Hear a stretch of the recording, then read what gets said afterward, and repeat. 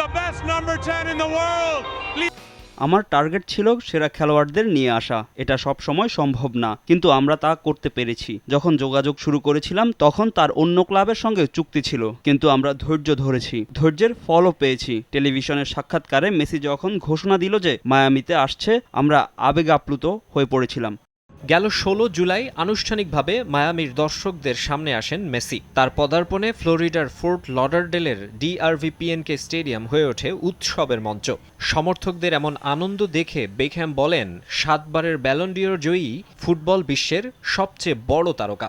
আমরা এমন একজনকে পেয়েছি যে গত বছরই বিশ্বকাপ জিতেছে। সেই ইতিহাসের অন্যতম সেরা ফুটবলার, সর্বকালের সেরাও বলতে পারি।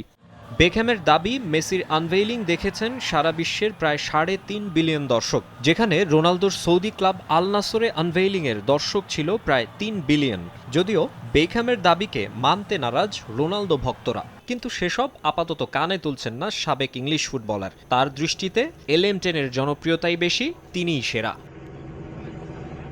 মাকসুম আলম খান, সময় সংবাদ।